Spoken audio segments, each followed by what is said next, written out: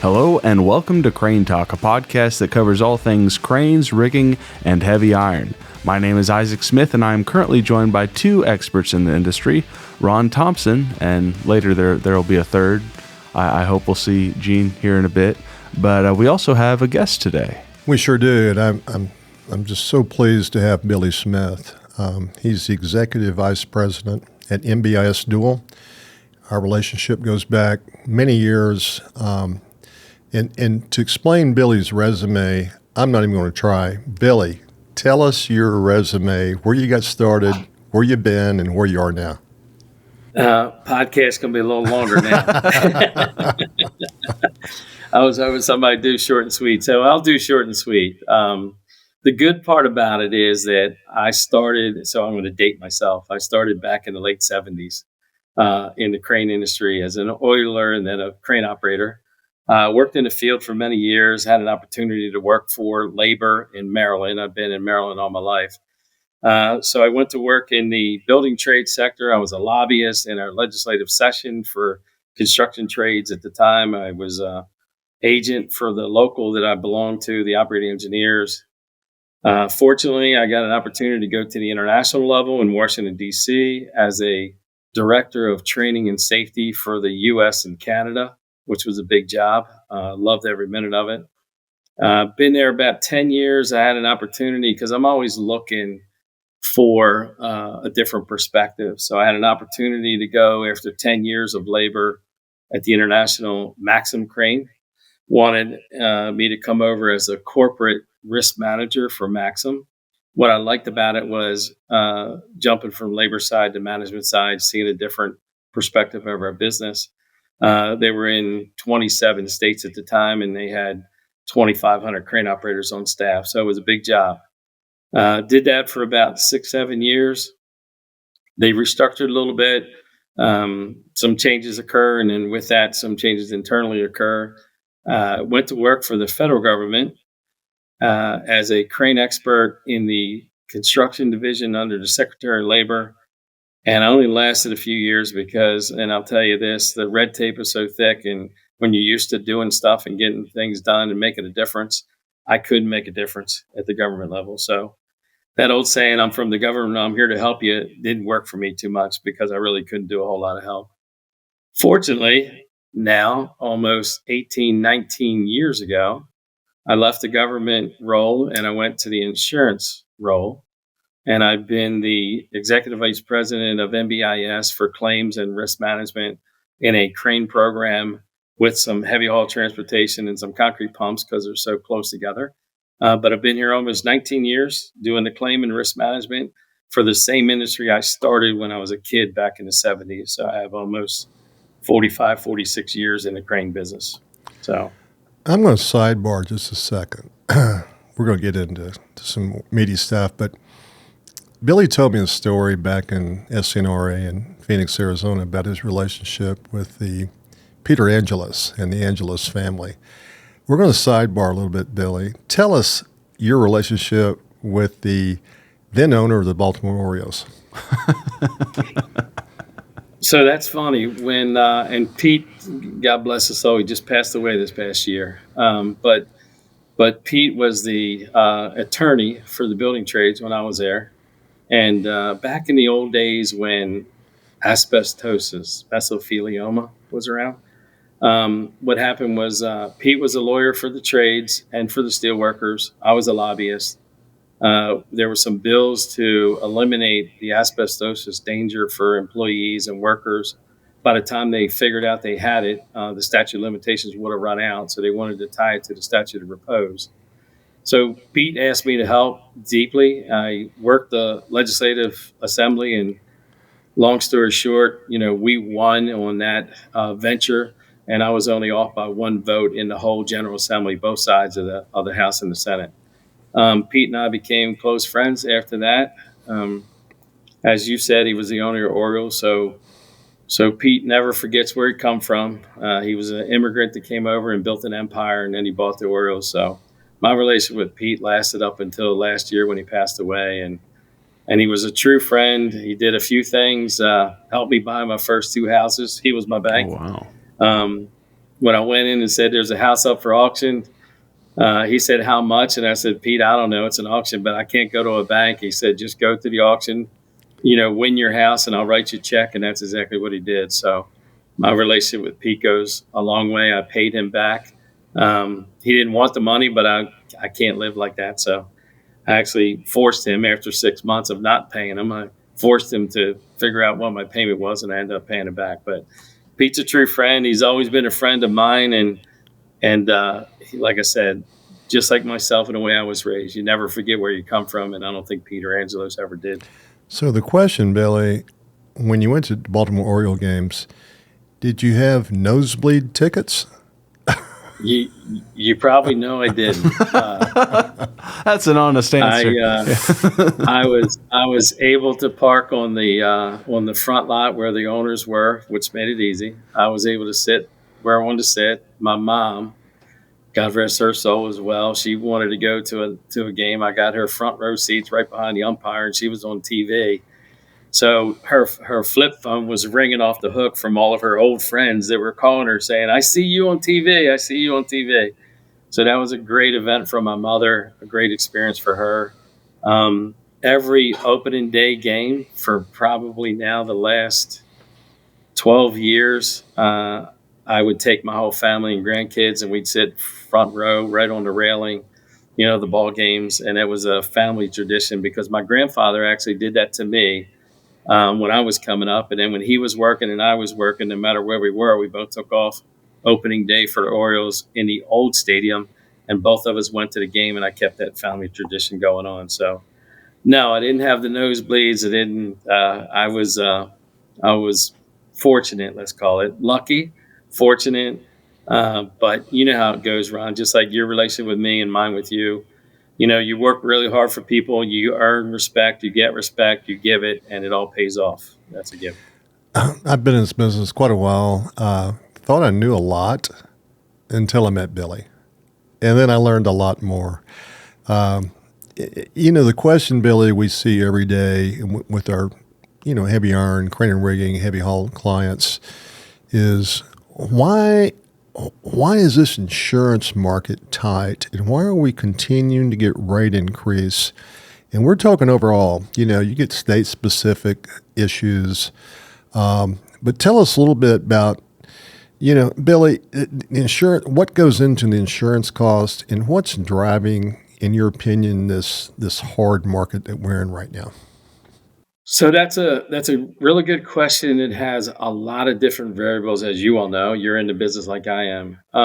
So in our world, first off, when you come to a marketplace like we do, and we've been doing this now for 23 years, I guess, 24 years, the company, and I've been here 19.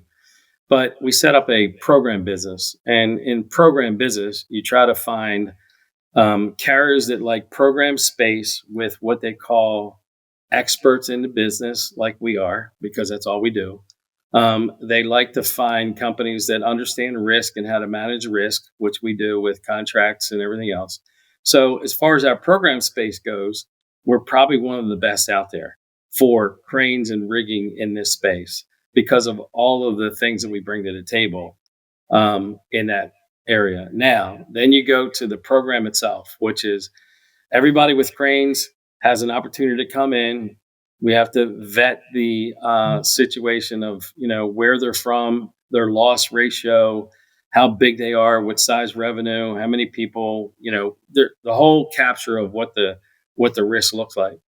So then what happens, Ron, is that, if you're in New York City, let's call it, that's a completely different risk than Texas.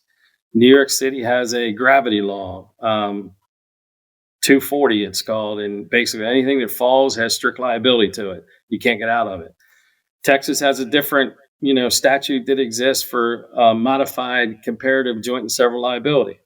So because of that reason, each company that is a crane in the United States won't always be priced the same way. So that's one. It's territorially driven. Second part of it is then you have to look at each independent risk. You have 10 cranes in your fleet in Texas. The guy down the street that competes with you has 10 cranes. You both do about the same revenue. You both are in the same joint and several liability situation, but He has 15 claims or accidents and you have 2. Your risk is different from his. Then we look at what you do as a company. What do you do on your rental tickets, your contracts, your risk transfer? Do you have safety and health training? What do you do for new hires? The whole gamut of what you do culturally to set your company up. Then what happens with your bigger picture, which is why does insurance keep going up as a whole across the country? Why are we in a hard market? I think I'm going to give you the answer that is old school to the extent that $1 million a year years ago when we were young was worth something. It was $1 million, right? We all came up and said, one day I'd like to be a millionaire. Well, the payouts, the chances of the jury verdicts, the fact that you're unsure about where a thing will end if you go to trial, and what we've seen in the papers about what we call nuclear in nature verdicts. The cost of doing business for the outcome of the claim is so much higher today than it was many, many years ago that it's like any other program. You bring in, $100 in the front door in premium and you spend $101 at the back door in claims. You're behind the 8 ball. Nobody's making any money in that sense. And I'm not saying insurance companies don't make money. Don't get me wrong, because everybody's in the business. Crane guys are in the business to make money. You're in business as a broker. We're in business. Insurance carriers are in business taking a big risk. But what happens is until we get a formal tort reform in this country that would limit, like Florida just did a great job with over the road with the governor DeSantis, but until we get tort reform that would start to cap out or limit out the liability payments on a claim that occurs, we're probably never going to see a case where your rates are going to go down. And even trying to stay flat is difficult because our auto insurance is a prime example. The nationwide auto insurance program for everybody that writes auto is always over 100% loss ratio. That's why auto insurance constantly floats and people constantly shop to get different prices, but then it catches back up to you again. So the challenge we have in a program space is that, and I'll use a number, if I have 600 crane companies and I got a bunch of them that do real well this year, but I got a handful of them that didn't, it's the total package of the program itself. So when the carrier who's putting their money on the line to pay the bills looks at the program year, and then next year it's just as bad in the following year, then they have to get what we call a rate increase for the total program. And in that, because we're all in the same pool, everybody drives a car as in an auto pool, but we're all in the same pool of liability. And because we're in that same pool, everybody pulls their own weight to the extent that they got to pay their fair share. Now, the hard part is guys with a lot of claims should pay a lot more. Guys with no claims should pay a lot less, but everybody's got to pay. And that's the challenge. And I feel the pain. If I got a crane company with 15 cranes and I had no incidents, I don't expect a big rate increase. I expect to be flat, let's call it, right? But let's go back a little bit. It's not last year's event. It's the last 5 years. So if you've had some bad claims 3 years ago and 4 years ago, they still add up into that 5-year window of looking back. And that also drives your loss ratio, which is really claims paid out denominator and your premium dollar numerator. And you just do the math and figure out where you end up being. So that's a quick answer to the fact of why is it always going up? I think the answer is the claims you have hurt. Your increase in revenue is a good thing for your company, but the more revenue you have, the higher your premium goes because you have more risk than you had last year. If you did 10 million last year, you had a certain risk. This year, you're going to double your revenue, which means you're on the road twice as many times and you're doing twice as many jobs. Let's use that as a quick scenario. Then your premium is going to not be twice as high, but it'll be higher than last year. Your rate might not have changed much, but your premium will change. And people don't understand that part of it, right? That I'm making more money than I did, but I don't have as many claims. Why does my insurance keep going up? Then you got to look at the joint and several liability situation you're in. Then you got to look at the whole program and how it's performing for that carrier that's putting his money on the line because it's not your money. You pay a deductible, you pay a premium, but they're paying the multi-million-dollar claims over and over again for your company. So that's as best I can give you as to why it goes up. You don't like it, I don't like it. We're stuck in the middle between the delivery of the message. But really, the bottom line is it's just a total math problem across the board, Ron. Well, so you opened up this question. I've got a business in a certain state, and I want to move my business to another state. Do they ever check the liability laws? Like, is it a modified comparative state? And you opened up the words that came to my ear, joint and several. Can you expand on that a little bit? The question of if you move to another state with a better jurisdiction on liability, does that help you? And the answer is naturally yes. So I'll give you an example. Yours is a good one. 51% bar. So in Texas, the state of Texas, your governor at some point enacted laws that would be beneficial to the business side of the community, saying that basically, if you are 51% or greater at fault for your injury, then the liability of the other people involved is not theirs, it's yours. That's a great thing. The problem ends up being with that is that that doesn't occur until after trial and after a jury verdict. Then you take the risk that either the jury decides, if there's no one else to pay but the crane company, if I give the person who got hurt 60% of the fault, then nobody's going to pay. And you got to be careful with that scenario. Got me? Because that's after the verdict is heard. Because if you're less than 51%, then basically nobody claims against you. Now that's in a modified joint and several liability state where if you're more at fault than they are, they don't pay, you pay. Got me? If you move to a state like Washington State, which is probably one of the worst jurisdictions, if you move to a state like Washington State, the challenge you're going to have there is that they have a 1% joint and several liability statute. So therefore, if you are 1% at fault for anything that occurred, you could pay 100% of the damages if others can't afford to pay it, even though you're only at 1%. So you have a $100 million verdict, and the other parties that have, let's say we have comparative negligence from 4 other parties, but they can only total $25 million. So the one party that has 1%, there's still $75 million out there. Are you saying that 1% could be liable for the $75 million? Yes, indeed. Wow. And that's why that jurisdiction is so hard for carriers to write business in, because 1%, Ron, could be showing up for work that day. Because anybody can find 1% of fault at and we're in the crane business, 1% of fault at your crane operator for a would have, a should have, or could have done this, which could have either prevented or stopped or reduced the amount of damage to either a person or property or whatever. And because of that 1%, if no one else pays and you have the most insurance and the verdict ends up being higher than everybody else, you're going to pay the difference. In fact, you may pay it all. So that's bad jurisdictions in that case. Well, let's see. Are we moving to Texas or Washington? But Billy, even in a modified comparative state like Texas, you've got to figure out the appropriation of fault. And you commented on that. That's a difficult task, isn't it?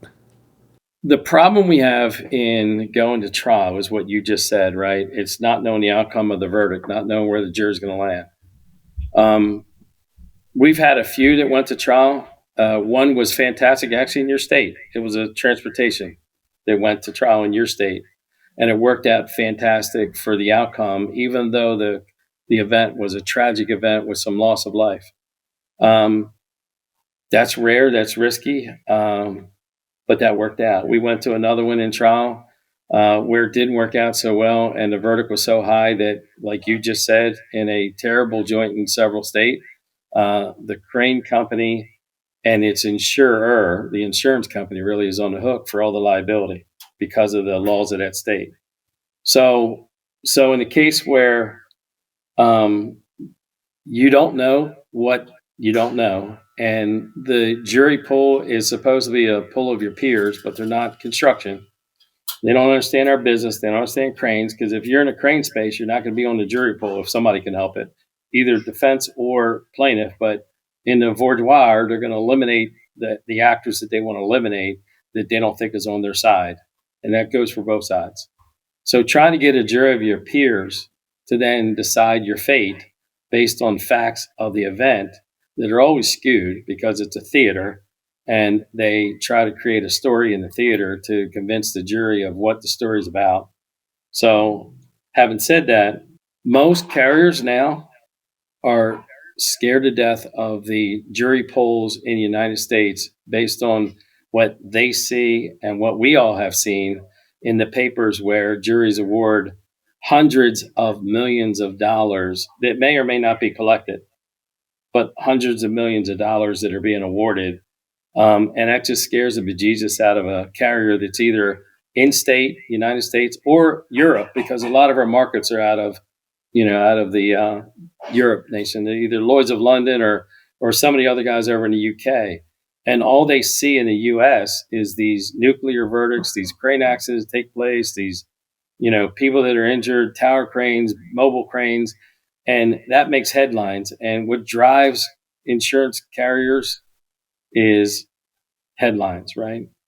So it just scares them when they see cranes turning over, then they see these verdicts coming out. Now, look, I don't know how many are ever going to go to trial, and I know people hate to see it in mediation, but the bottom line about mediation is it's over, it's final, it's done.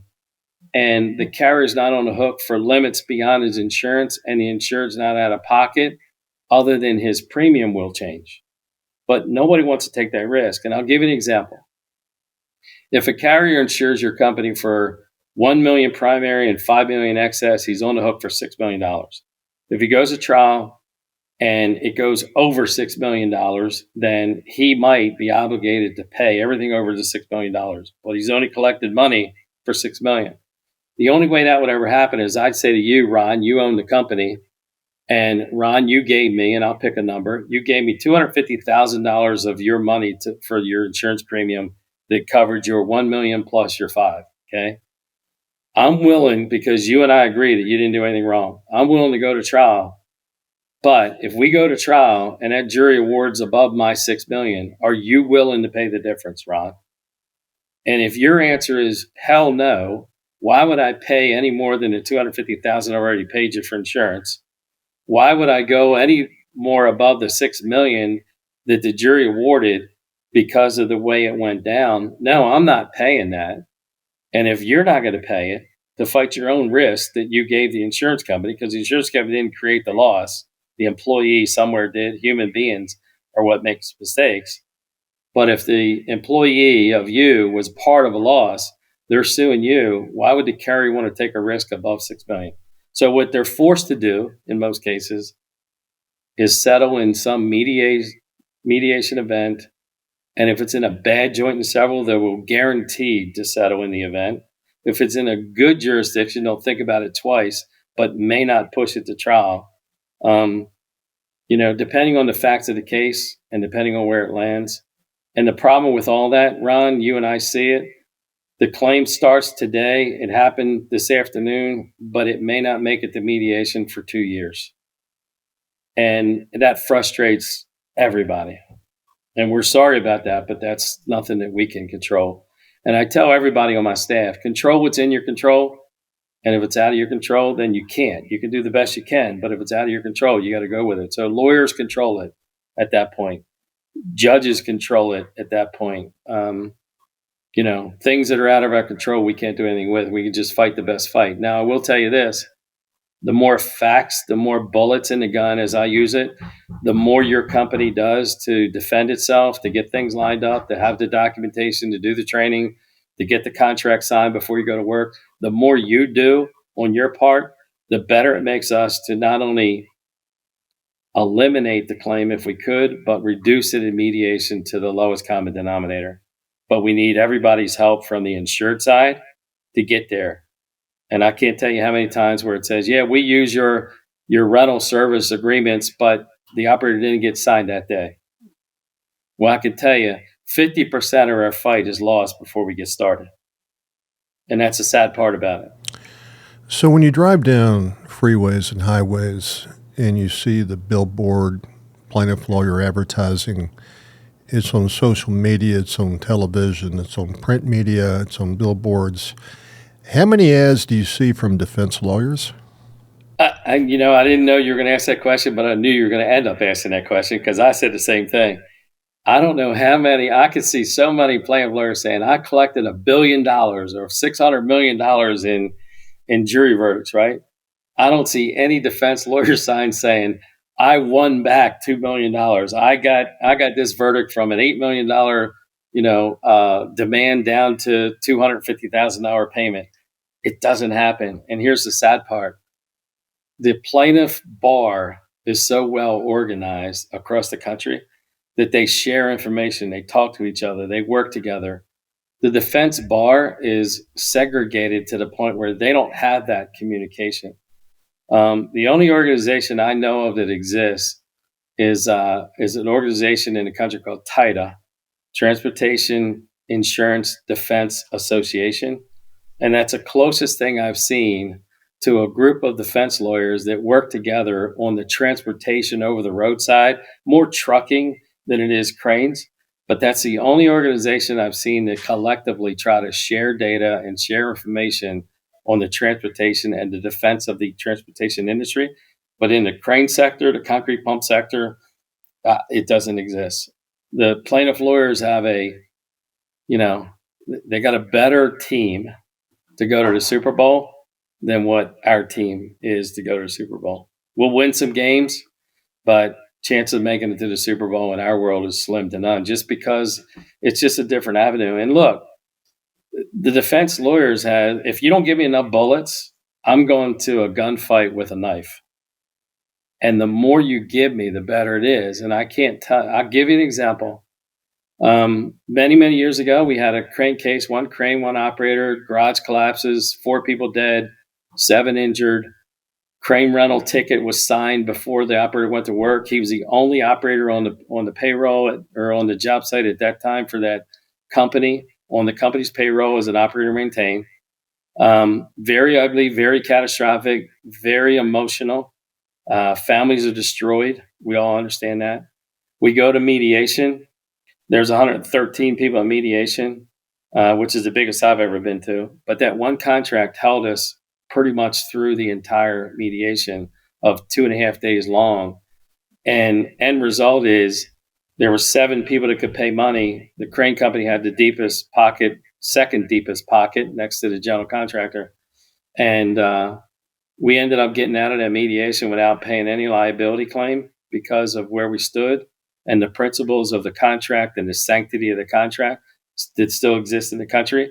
And we spent over $400,000 defending, and we were able to pull back because of the additional insured trigger in the agreement. We were able to pull back from the other carrier the $435,000. So the net result of that claim was zero to the insured. Without that contract, I can guarantee you this. Without that signed agreement that gave me the biggest bullet, it actually gave me a bazooka bombshell. But without that agreement, we would have never gotten out of that without at least probably $10 million at a minimum. And let me preface, when he talks about the agreement, work order, rental ticket, however you want to call it, it's got to have the proper verbiage. And with the proper verbiage can trigger a great defense mechanism for our clientele. Now, in a lot of cases, our clients are signing master service agreements. They're called MSAs. That's favoring maybe an upper-tiered contractor, the general contractor, the developer. Without a signed, properly worded rental agreement, we have no ammunition. Is that right, Billy? Yeah, that's exactly right. And I keep telling them, even though you have an MSA, still try to get your daily rental ticket, your service agreement, that's what I call it, service agreement signed as best you can throughout that project. And here's why. The MSA may trump, because really, when we sign master service agreements, they're one way, one-sided, all to the contractor that's making you sign it, and you have very little avenues to defend and to fight. But I will tell you that, because we've been doing this stuff for so long in claims, that we had one claim with a big steel company that had a big MSA, an evergreen contract, which meant it went on forever. You didn't have to re-sign it; it just existed. But the rental ticket was signed on that day by the steel company's employees that had authority to sign it. And because of that rental ticket being signed, in our argument of mediation, and I guarantee you, we didn't lose, we didn't win, we didn't lose, we didn't win. But here's the deal: it was a $22 million demand in that incident. It wasn't because of a death, liability claim, personal injury. It was property damage. But because that ticket was signed, we were able to reduce that total claim and still paid out. But we paid out 1.7 million, and I was able to get the crane company paid for their services up to the accident because it really wasn't their fault. But I was able to get the crane company their $400,000 of invoices that weren't paid in that mediation, which is a very rare thing, very rare. So the total outcome is 1.3 million because they had to pay the rental company 400 grand back. It's back to that rental ticket you were talking about, Ron. Without that rental ticket signed, that I was able to use the argument that the chicken and an egg, that this rental ticket is modifying the MSA because of the way the MSA was written. It can't be modified unless it's in writing and signed by both parties. That rental ticket allowed me to use that argument. So that was a great win, even though we still paid. It was a great win. So, they're extremely important. The training of your operators are important. The documentation of what you do is important. Following OSHA law is important. You got to be with a broker that understands your business, like you've been doing it forever. And you also got to be with an MGA, a program like ours that understands how to fight the fight. But the biggest part is you got to give me the tools, the things we give you to get done. You got to give them back to me when the event occurs, and then we're in a great shape. Everything we're missing, we lose. So let's talk about some of the defenses. And you mentioned this before. We're on a job site. We've got some B30 defenses on responsibilities of who's doing what. But if we're over the road, where rubber meets the road, it's a he said, she said. You can't use B30 responsibilities as a defense. Billy, what about telematics and cameras? Yep. So the business like I do, and you and me have been teaching each other all along, what we're up against. So you hit the nail on the head. The contract that I'm talking about, the service rental agreement, the daily ticket, brings in the B30s. That's a great thing on the job. That gives us responsibilities of different parties. They are mandatory responsibilities, even though it's a industry standard and not a federal regulation. By incorporating into the contract, you can't get out of it. That's a great thing. That's a different conversation topic. What you're talking about is to and from the job site, getting to the job and then driving through traffic with a big crane that's wide, slow moving. Nobody wants to be behind you. Everybody wants to get around you. Some of our guys go down the road, traffic stops in front of them, try to get that big old monster woed up. And I use the word woed up because it's like a horse. It's not going to stop immediately. But trying to get that monster woed up, a lot of times we end up rear-ending and the block in the bowl goes through somebody's window. The only thing we can ever do, like you said, it is a he said, she said world.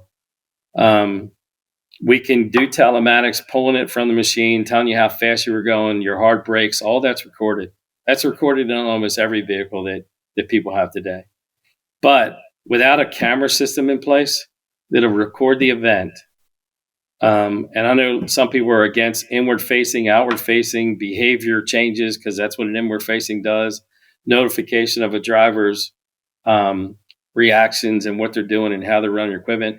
That's a different game. But if you don't have a camera outside with two cameras that are down your mirrors to both sides to avoid the side swipe or the squeeze, as we call it, where somebody squeezes in on a right-hand turn and you end up not seeing them till the last minute and they get crushed. If you don't have a camera recording the event in a he said, she said, you're never going to get, I'm going to say never. It's going to be really hard because most people that drive cars have been around tractor trailers, trucks, and big cranes, and they have fear of them because they're so big. And immediately a jury who's sitting in there that's not one of your peers, that drives their car every day and sees the tractor trailers moving back and forth and the cranes that are crossing the lines where they do and stuff because they're so wide, they have that same fear element. So more than likely, they're going to side with the driver versus the operator of the crane just because of the size of the equipment. Now, if you record it, we either know that we did wrong and then we can pay it out instead of dragging it out because people don't tell the truth. Or we record it and we show that we didn't do anything wrong. We stayed within our lane. We stayed in our lines. We stopped in enough time, and somebody started in front of somebody else and forced them to hard brake on us at the last minute. So they're all good defenses, but without video recording, the auto market, that's why I told you earlier, the loss ratio in the auto business across the whole country, over the road losses are over 100% for the entire industry. And the only way I know to break that down is behavior of the driver, which is slow down, keep your distance, don't eat, don't be on your phone. And by the way, the phone is the worst thing in the world for all of us because we're so damn addicted to it. And you could go to any restaurant tonight and look at the family at the next table. And if there's 5 in there, 3, 4, maybe 5 of them are on the phone waiting for their dinner to come. So the society is addicted. And what happens in the driver scenario is people don't put that down. They don't leave it alone. So you get distracted. You're in a big machine. You got to pay attention. The video will tell us whether we should pay. The video will get us out. And I will tell you this. We have many claims at NBIS where that video footage just eliminates the claim 100%. And what will happen, Ron, is that the claimant won't like the attorney that says, I'm not going to take your case forward because they just sent me a video. We've had one claimant go to 5 attorneys before she finally quit, but it went through 5 different counsels. And every time she hired a new lawyer, our defense lawyer says, let me send you this video before you go further. And 5 times they dropped her, but she was refusing to be dropped because she said we did it. Real quick, just so I understand, you mentioned B30s. I don't think that's something we've talked about before, is it? Could you give us a quick version of it? Billy's been on the B30 committee. So, Billy, you want to expand a little bit about B30? Yeah, real fast. Ron knows I've been there a while. Hell, 28 years on that committee. Started when I was a kid, I guess, too. But here's how it works. ANSI in our country, American National Standards Institute, you can't get on a job site with a hard hat, safety glasses, fall protection, boots, gloves. You can't get on our job sites in this country without an ANSI approved personal protective device. It has to have the ANSI stamp in it.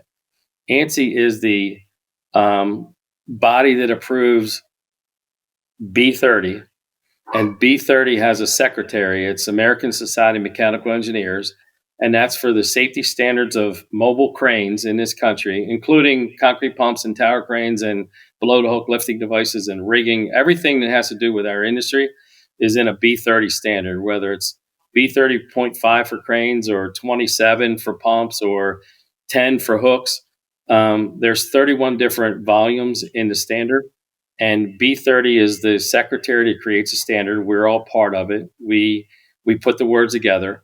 Then ANSI approves it after public comment. Then it goes out as a industry consensus safety document. In that document, we use words like should, and we use words like shall. Like the government uses their word is called must. So when you see shall in a B30 standard, like the cranes, and it says the lift director shall do this, the signal man shall do that, the site supervisor shall do this, and the crane operator shall do this. They're mandatory requirements of the standard. We adopt that standard into our rental ticket, and because of that incorporation by documentation, you can't get away from using the standard. So hopefully that helps, Sir Isaac, that it is a volume created for safety consensus standards in the industry that we all work in. For the crane, and we'd love to incorporate them volumes into the contract. And then we want crane companies to follow that and don't cross that line, because when you cross that line, you may take on them responsibilities that are in the standard. That makes sense. And we've talked about the crane lift development responsibilities. And crunching all the data, the crane operators' primary cause of the accident, 21% of the time, you got site supervisors, lift directors, the riggers, the signal people, the service provider. So B30 will describe each responsibility of each party. That's right. We did talk about Yeah, that. we did talk about that. So when you get into B30, use it as a defense, you're going back and see what was the primary cause and secondary cause contributing to the accident. And they're defined in B30. Billy, one thing we keep hearing is the U.S. is the epicenter of social inflation. And social inflation is one of the contributing factors of these larger awards. For example, the public's becoming numb to big numbers. And we've talked about this before. When you have new baseball contracts at $750 million, NFL quarterbacks at $500 million, giving $50 million out ain't no big deal.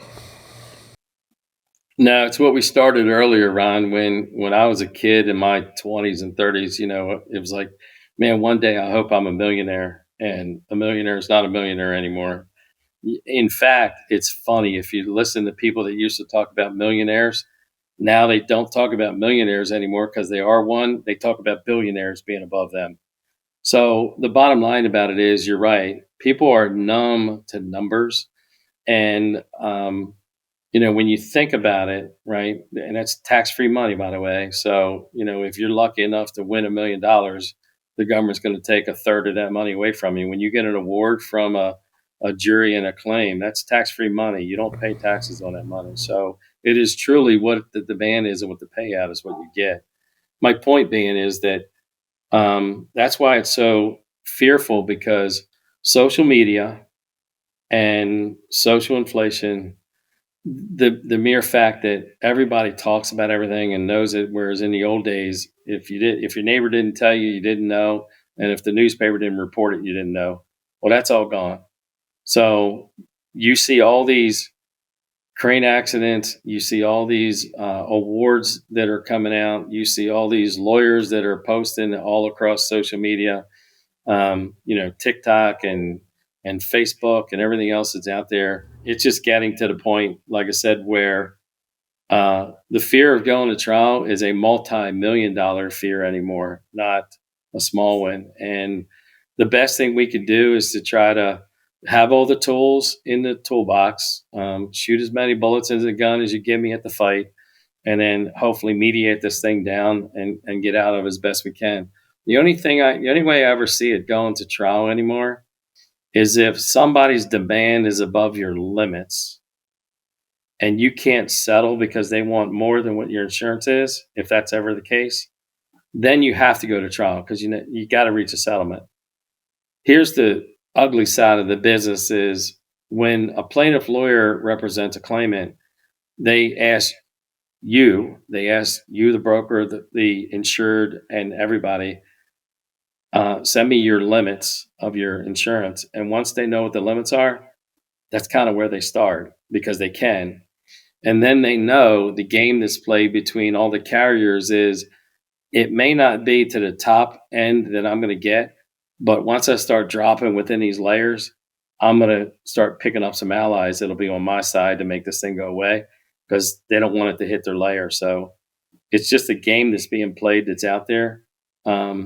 It's a reality of the marketplace, because, if I'm sitting at 20 million and I got all these other players below me, and you start at 20 million, but then you start dropping into the 10 million, I don't want you to come back in 20. So I'm going to push the envelope downstream and say, now that it's in your layer, you better work to settle it. Don't come back at me. And then it goes further down into 5, and then it gets down into the 3 or 2 or 1. And that's just how it works to get to settlement. Once they don't have the facts and the injury to substantiate the amount of money they want, they have to start dropping.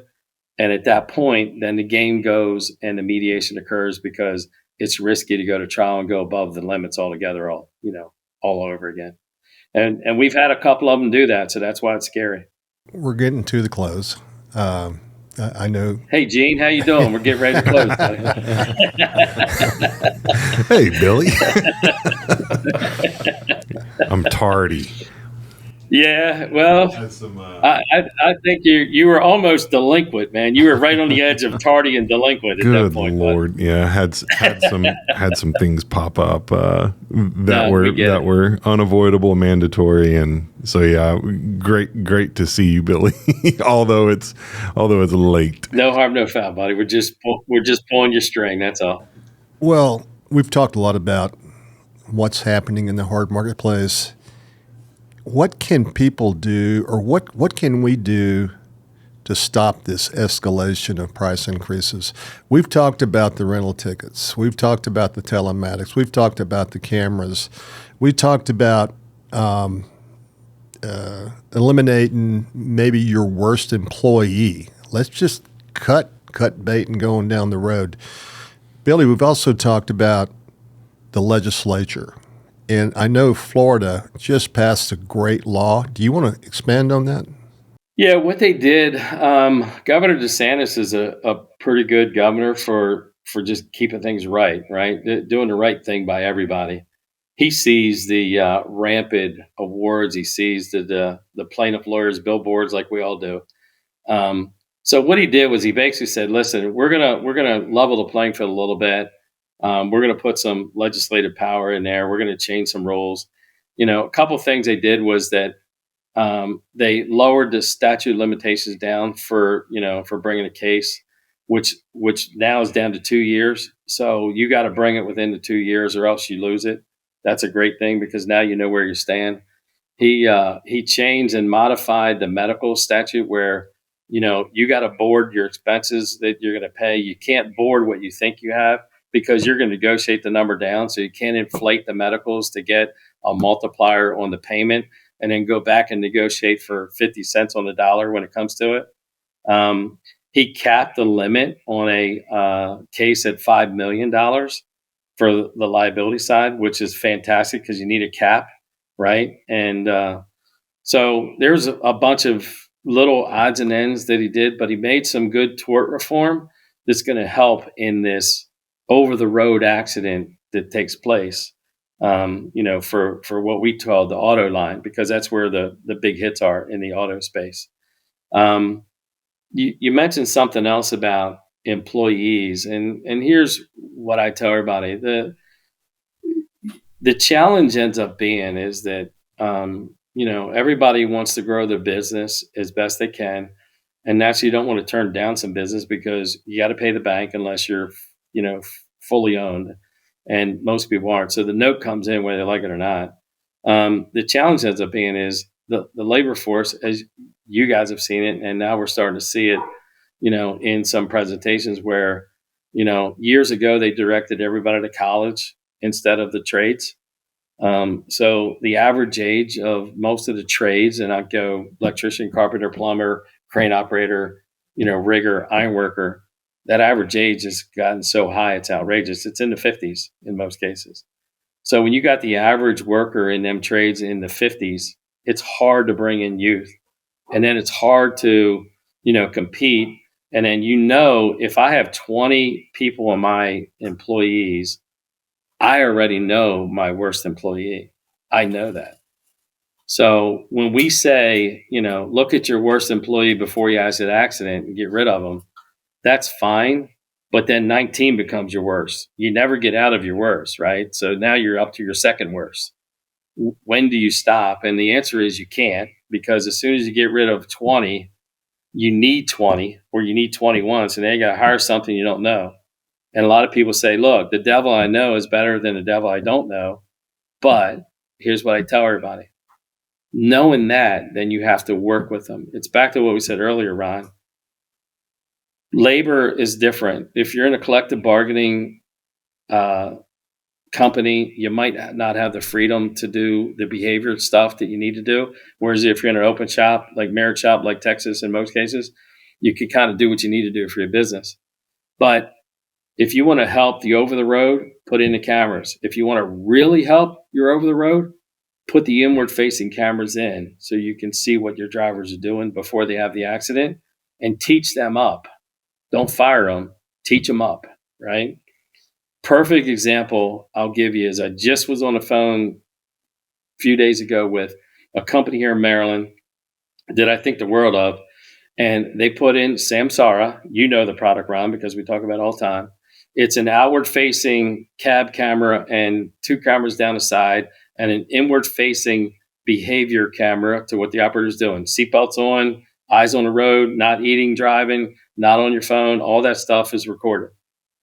They just this past year, because their incident rate fell drastically when they put the inward-facing behavior camera, but they were still having incidents. They just installed last year the AI technology of Samsara, so now it teaches the driver immediately, real time, to do something.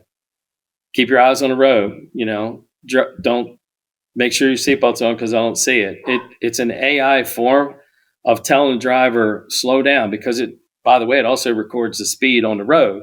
So if speed limit is 55 and you're doing 75, it's going to give you an alert that you're 20 miles over the speed limit. Slow down, right? So the good part about it is the incident rate that fell drastically from the inward now fell again in the past year because now the drivers are being taught real time what they're doing wrong while they're doing it. Plus, that data still goes back to the risk manager on top of it. So if you're going to keep the good ones, they're going to do right because they do right.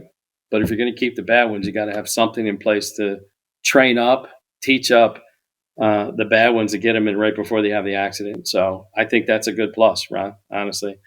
Will it ever come down? I think the answer is no. Yeah. Is it ever going to stop? I think the answer is until tort reform, and we can't do it on a federal basis because it's a state-driven issue, state by state. It's going to be a challenge. I will tell you that 3 CEOs of reinsurance companies over in London have publicly said the casualty space in the United States is getting to the point where it is getting, what was the word they used? It's getting to the point where, and I'll use my words, they have to really look hard at the casualty space because until there is true legitimate tort reform that takes off, it's going to be very difficult to manage the casualty space in the United States going forward.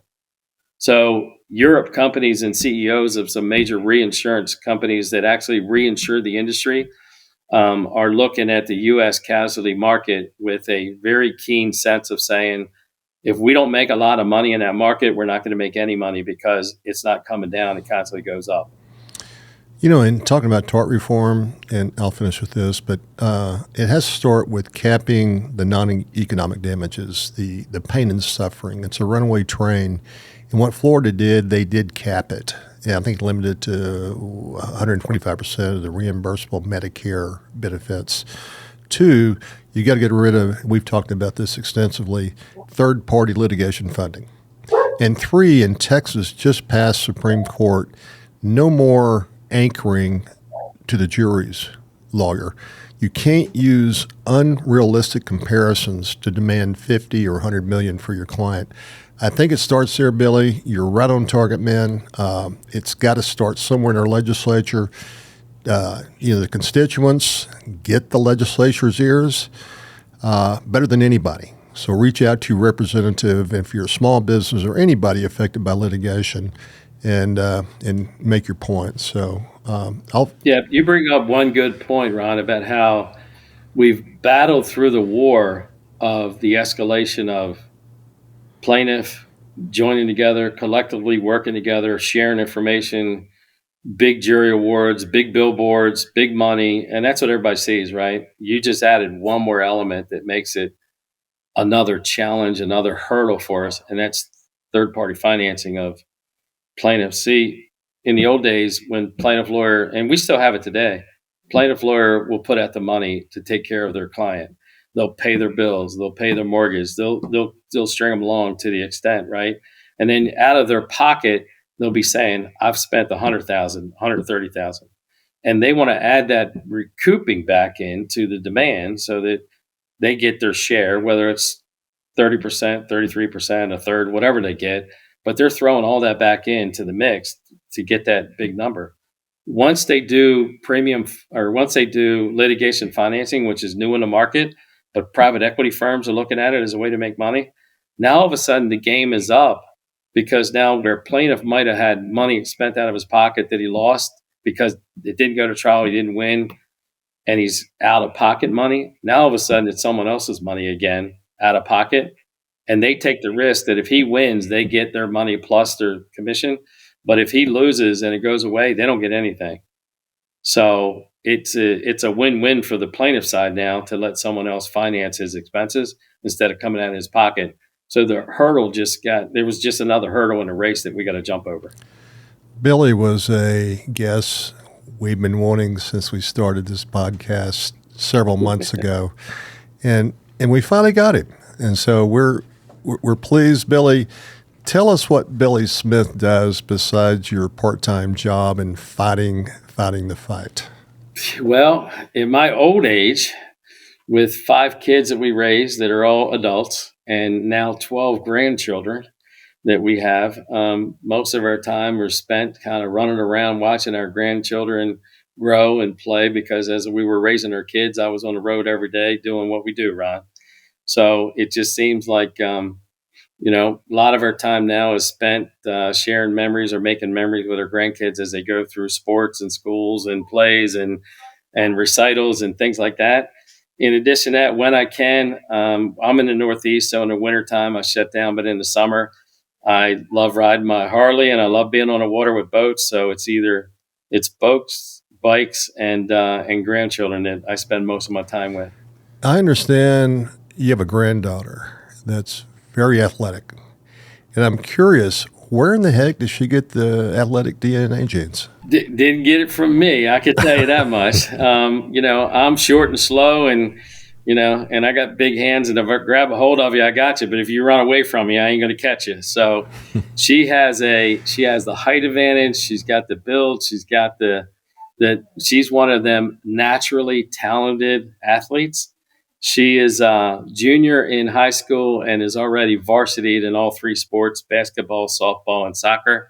To go watch her is a charm. It's a smile. It's unbelievable to watch her play, because her sense of the game, you know how that goes, right? You can have all the talent in the world, but if you don't have a sense of the game, you're one step behind. Her sense of the game puts her one step ahead. It's just amazing to watch her, and I still enjoy it.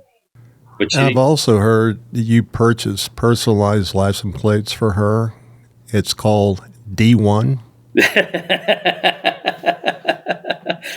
Yeah, I tell you, man, so talent it's spreading across now, and she's got already in junior, which they can't talk to her, but already in junior, they got a ton of schools that are already looking at her, are going to follow her through her high school days, and hopefully for our kids' sake, she'll be looking at some nice options to go to school.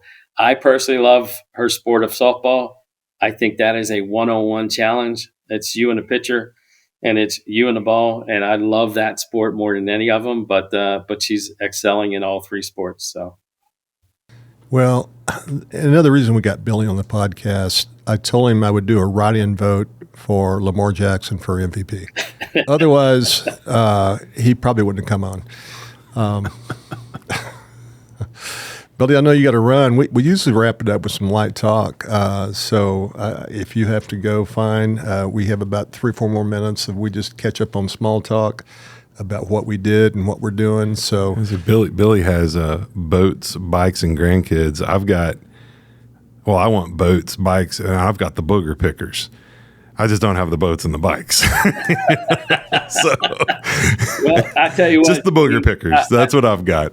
You're not quite as old as I am, so it takes a long time to get everything lined up, buddy. But in my later years, I've been fortunate, and my wife enjoys. It's a partnership, right?